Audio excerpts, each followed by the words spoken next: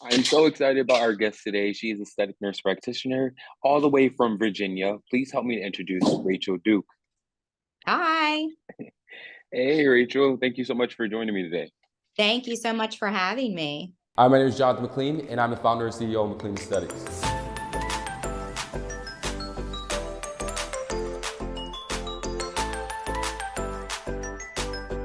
Welcome to the dark side. Let's go.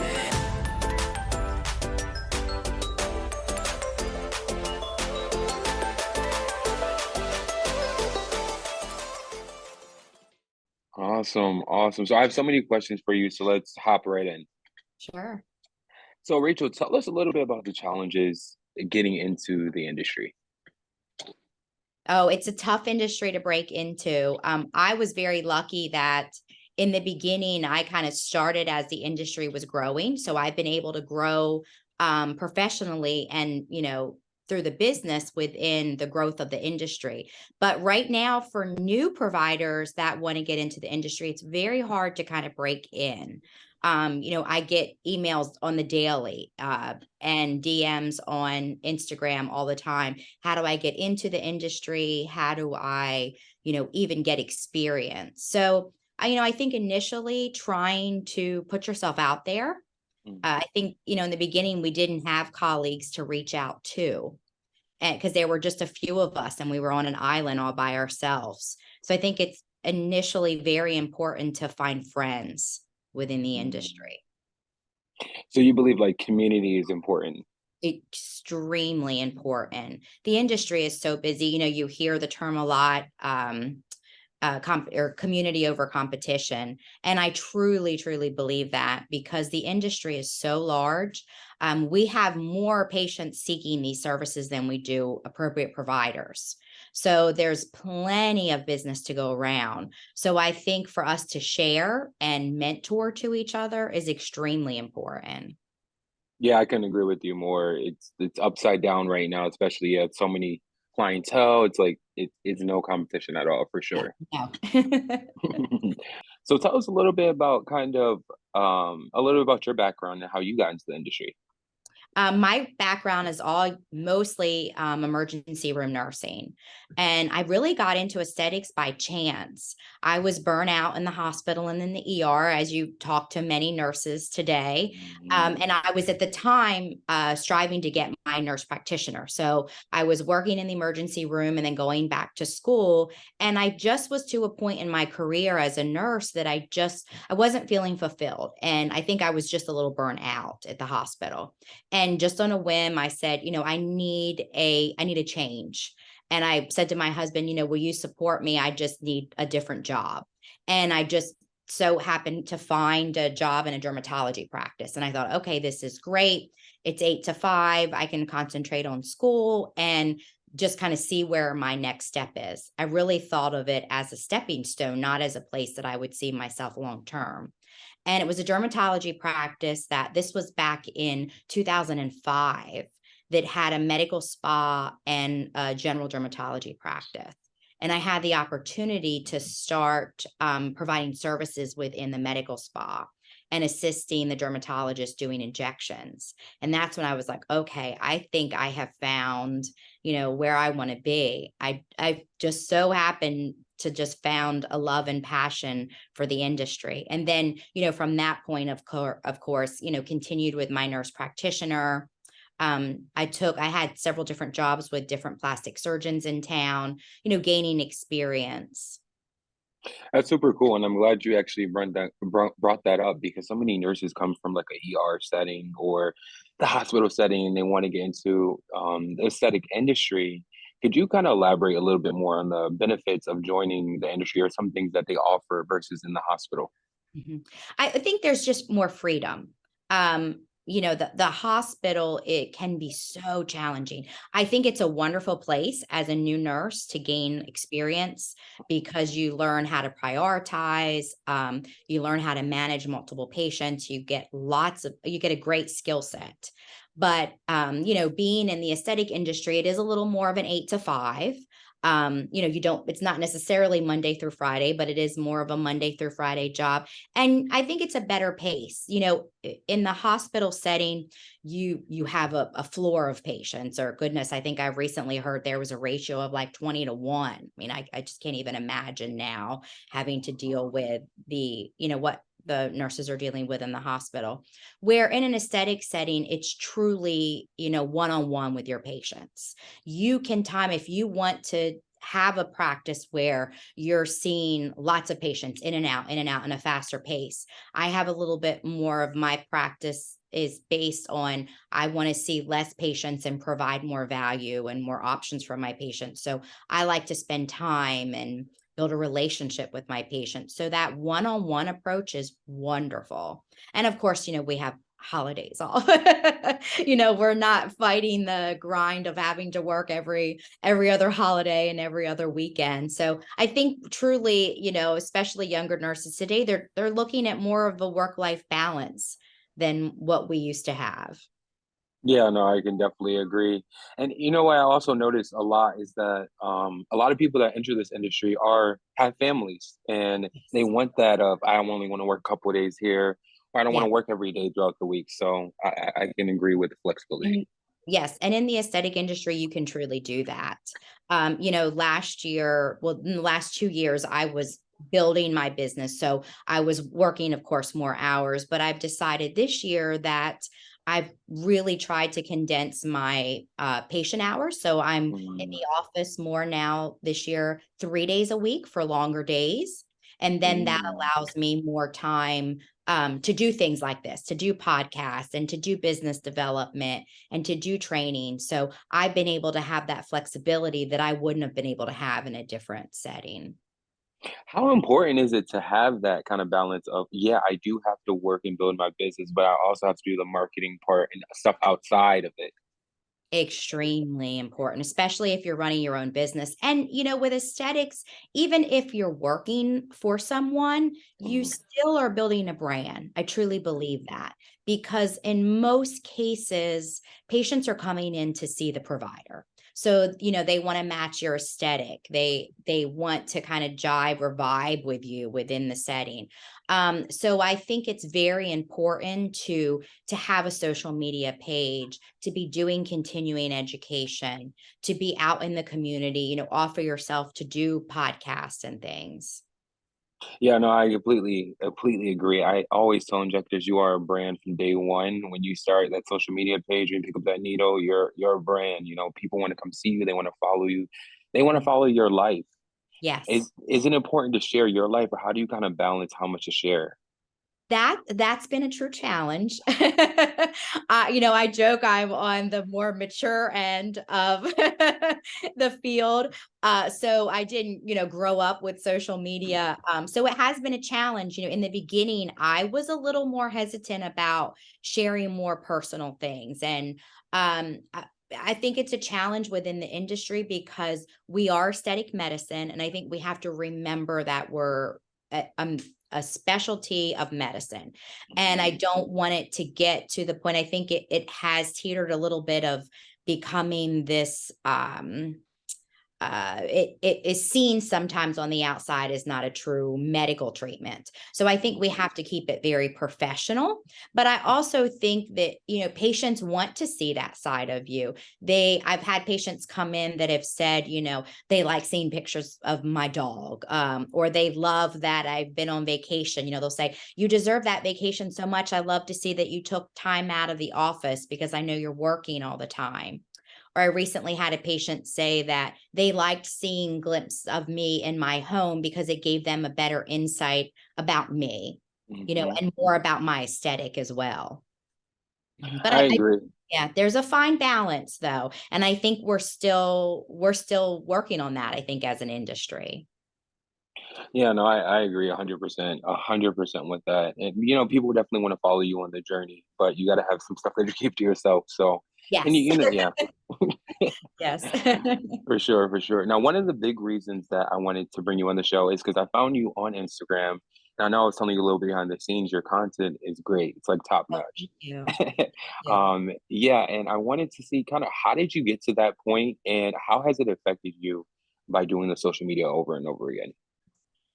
Oh, good question. Well, again, that's been a huge challenge of mine because I kind of drug my heels a little bit in the beginning, but all of the conferences that you go to and with talking with colleagues and seeing the trends, websites and stuff aren't where it's at anymore. People find you on social media. And, initially I was very much within a practice where social media was a big thing, but I was not on the same page with some of the content that we were putting out there. So it was very important to me within my own practice to keep a very strong brand. And I recently, goodness, so I've had Jason Roop, who's my PR marketing person, working with me from the very beginning. We do newsletters and we've done some social media. And then I thought, okay, the social media became a challenge for me to do on my own. And it was more so Jason was helping me do some posting, but it was keeping up with the responses and the DMs and all of that. And I wasn't being consistent with it. So then I thought, okay, I've got to hire someone where we've got a standard once a month meeting and we film a bunch of content and it's become more of a priority now. And then we work together as far as what we want, what is shown, of course, with branding. That's great. So you actually brought outsourced and brought on a team. Yes. Yeah. How, I truly believe you have to. I mean, unless you're just naturally savvy and social media is your thing. It was not my thing. So, and need some help with the technology piece. So I just decided, it's just something that you have to do. If you want a successful business and successful branding, you have to have a team behind you helping you with those things that you're not good at. My role was to inject. I'm good at injecting and I'm good at the bedside with my patients. I'm not good at the marketing and social media piece. And I think yeah, recognize that. Mhm. yeah, no, seriously, I watch a lot of different entrepreneurs and things like that, and that's the number one thing they say. Whatever you're not good at, find someone that is good at it, and you focus at what you're good at Exactly. and make a business. Yep. Now, building a team had to be hard, or it had to have some challenges. How did you kind of overcome that and find the right people? That's been my biggest challenge, and still is because I'm at really truly in the growth phase. I mean, a business is always in the growth phase, right? But it's just taking the time. I think not being in a hurry. I would say I probably drug my feet a little too long bringing in some assistants because I now have a part-time assistant working with me. I'm in the process of hiring another injector. I probably waited too long to bring in the personal assistant, but I think taking the time and not being rushed, and that was advice that I had from some mentors that I have in the industry. That one near and dear to my heart, a mentor said to me more recently, one of the biggest mistakes that she made bringing in another injector was rushing it. And I think it's just taking the time because not only do you have to bring in someone that can fill that skill set, but they have to match your culture as well. And if they're not on the same page, especially within this type of industry that we're in with aesthetics and the culture within the practice, it's not going to be a long-term fit. Mm. Yeah, no, I can definitely understand that. Yeah, having a great culture is very important because if you guys like to celebrate all these holidays and have parties and things, and the person you bring on doesn't, then yeah, it's not going to fit Yes, for it's a sure. big, it's a family. It's a big family. So. Now, Mhm. being in the Virginia area, is there any procedures that you're seeing or any new things that are out in the market that has been good? You've been using a lot on your patients or patient has been requesting it a lot? So I have an injectable only practice. Mm. And I would say, more my kind of go-to patient is more of that mature woman. I would say, probably, I wouldn't say necessarily, I don't call everybody mature, but kind of that ideal patient that comes into my practice is about 35 to 55, and that's not necessarily mature, but someone that wants a little bit more of a conservative approach. A lot of them are working women that are out in the business industry, so they just want to look refreshed. So more so, I have patients coming in that I find, asking for that overall comprehensive approach.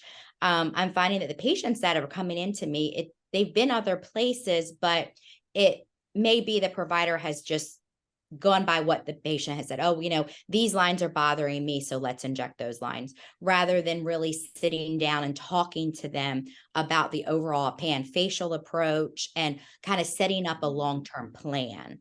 So, my goal with the patients is having them come in, and I spend time. My initial visit with a patient, the first time I see them, is always an hour, because I want to, find out their goals and needs. And then they always leave, whether we do something that day or not, they leave with a treatment plan. So they know this is a long-term journey with me. I set it up from the beginning that you're going to be in my chair 3 to 4 times a year. So I would say for me, within this area, that's what patients are seeking, just that overall, just comprehensive plan long term. Now, I'm not doing any devices. So I'm not seeing the trends with devices and things. I have great colleagues in town that offer those. So I do a lot of referrals back and forth as well. Nice, nice. Is that a way to keep like is that a way to provide that white glove service? 'Cause it sounds like your patients just keep coming back. Yes. Yes. And having great relationships with colleagues in town. There's wonderful colleagues in town that offer services that I don't offer and that I've worked with in the past. So I keep that open communication, that I say, hey, this is what we're doing here as far as your toxins and fillers. But then I would suggest maybe it's time to do some laser treatments. So I'll refer to a colleague in town and they'll go on the journey with the laser treatment. And then that colleague sends them back.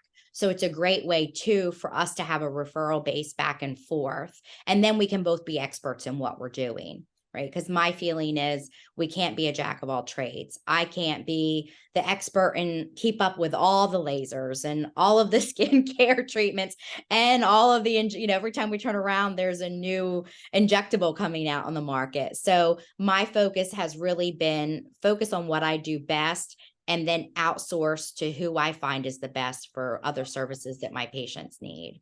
Yeah, good approach. Very good approach. Very good approach. Now, I've been at a couple conferences throughout last year, and I'm starting on my conference run again this year. And one of the big things I've been hearing is global perspective. Mhm. How big, or do you think it's important to have a global perspective in the aesthetic industry? And what do you mean by global? What are they meaning by global perspective? I guess that would be my, Yeah, because good question. it can So mean when so many things. yeah. Ideally, they're talking about like, when different races may come into your clinic, they have different standards of beauty. Oh, yes. Um, yeah, Yes, absolutely. Yeah. That's changing tremendously. And we've seen lots of papers on that more recently. And I think it's important because I think for years everybody was treated the same. And we only had, a couple of dermal fillers on the market and a couple of neurotoxins, and everybody got the same dosage, everybody got filler in one place. But I think it's very important also to take into account, one, what the patient's overall beauty goals are. Two, their cultural background, because it's, everybody's lip is not the same naturally. So it's not normal for all of the cultures to have a certain size. It used to be the golden ratio that we would go by. Well, if you look at all the different cultures that we have now, and the mix of cultures that we're seeing within our practice, I think that's extremely important. And you also have to look at gender. You may have someone that identifies as a different gender. So you have to have that discussion within your chair as well. What is your overall goal? Are we looking for more of a feminine appearance to the face?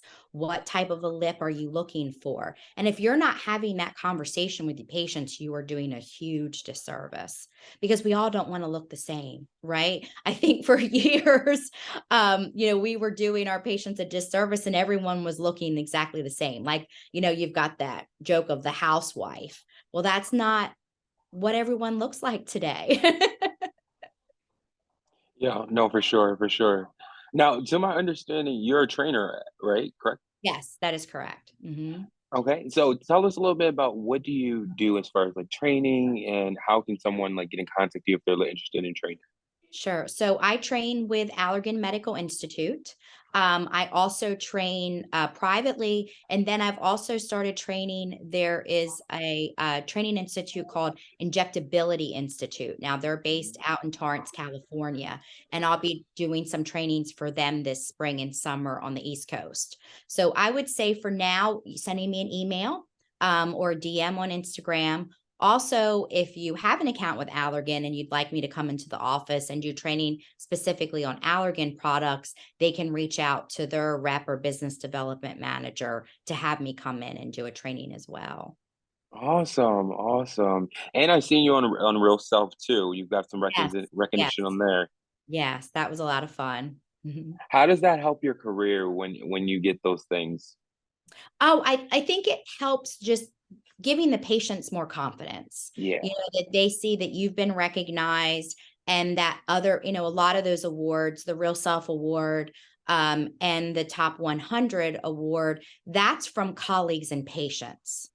So I think that Mm, just gives them the confidence to say, yes, I've seen her work and I have, a lot of my patients come from other patient referrals. But then when they see that you've done that, they're like, okay, yes, I'm in the right place and I can trust this person to do my treatments. for sure, for sure. Trust is huge. So a lot of Yeah. people haven't tried aesthetics and they want to try it and they don't know where to go, what to do. That is the golden question, right? Of how do we get started? And it's so difficult because I think for people that don't have any experience or are not working in an office doing aesthetics, they will reach out and want a training course. But I feel like it's almost a waste for them to do that. If you're going to a training course and learning these skills, but then you're going back to, say, a family practice office and not using those skills, if you don't use them within 3 to 6 months, you've lost them, right? So Yeah. I think it's more important to try to network, maybe look at conferences that have an aesthetic track, getting to know people in your local community that have a presence within the aesthetic industry, getting to know representatives. I think people kind of don't know how important, say, our Allergan or Galderma reps or your laser reps. Those individuals are in and out of, think about how many offices they're in and out of in the community. They are Yeah. usually the first to know when somebody's looking for an employee. So sometimes, just it's very important to network. And I didn't realize that early on in my career. A lot of times I think when you're young, you think things are just going to fall on your lap.